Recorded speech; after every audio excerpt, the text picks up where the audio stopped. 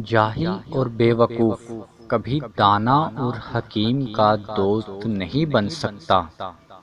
انسان کی سب سے بڑی ذلت یہ ہے کہ وہ اپنی عیش و آرام یا مال و دولت یا اہل و عیال کی محبت میں مبتلا ہو کر حفاظت حق کی سختیوں سے ڈرنے لگے اور باطل کو طاقتور دیکھ کر اس کی غلامی قبول کرنے کے لیے آمادہ ہو جائے۔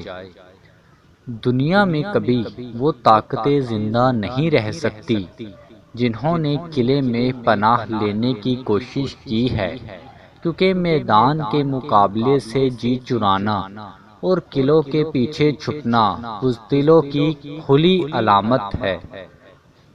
انسان کا گوشت ویسے ہی ایک لذیذ چیز ہے، پھر جب کہ وہ مفت میں مل رہا ہو تو ہماری موجودہ اخلاقی ماحول میں بھلا ایسے زاہد کتنے نکل آئیں گے جو اس سے متمتع ہونے میں تحمل کر جائیں۔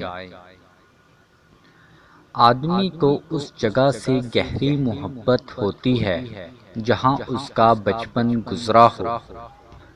آپ کو ہر قدم پر علم کی روشنی درکار ہے۔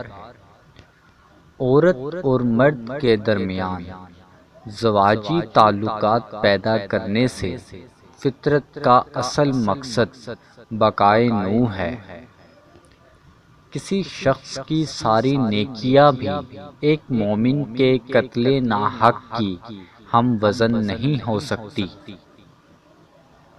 جو شخص خدا اور خلق کے سامنے اپنا معاملہ درست رکھے اور خدا کی راہ میں اس کی خلق کی بھلائی کے لیے کام کرے، خدا اس کے ساتھ کبھی برا معاملہ نہیں کرتا۔ ظالم سے رعایت کا مطالبہ کرنا میرے اصول کے خلاف ہے۔ میں جان دے سکتا ہوں مگر رعایت کی درخواست نہیں کر سکتا۔ عورت کو قابو کرنے کا صرف ایک ہی طریقہ ہے، یعنی وہ ہے اولاد، جس سے عورت مرد کے ساتھ ہمیشہ کے لیے وابستہ رہنے پر مجبور ہو جاتی ہے۔ جہاں خرابیاں حسد سے زیادہ بڑھ جاتی ہے، وہاں لوگ صبر و تحمل کا دامن ہاتھ سے کھو بیٹھتے ہیں۔